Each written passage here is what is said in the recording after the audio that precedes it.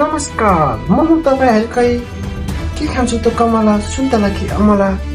म हुँ ऋषि धमलाको कान्छो भाइ सिसी धमला र आज हाम्रो साथमा हुनुहुन्छ दुर्गा परसाई र बालेन।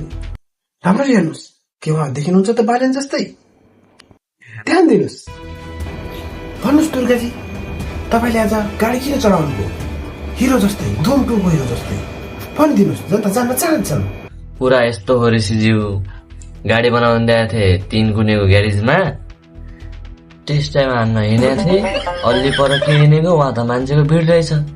हर्न बजाउँछु, ब्रेक लगाउँछु, ब्रेक लाग्दै लाग्दैन। गाडी त चलाउनु भएको रहेछ, ब्रेक भन्नु नभएको त्यही पनि। अनि तपाईँको त्यो गाडीको लाइसेन्स चाहिँ छ कि छैन त? के भन्छ यार फर्निचर बाल्नेले? छैन मेरो फर्निचर।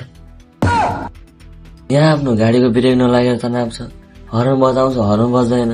पछाडिदेखि पब्लिकहरू आएर भन्छ दुर्गा दाई आउनुहोस् आउनुहोस् भन्नु। यहाँ आफ्नो ब्रेकै लागेको छैन। कसो झन्ने मैले गाडीबाट तल?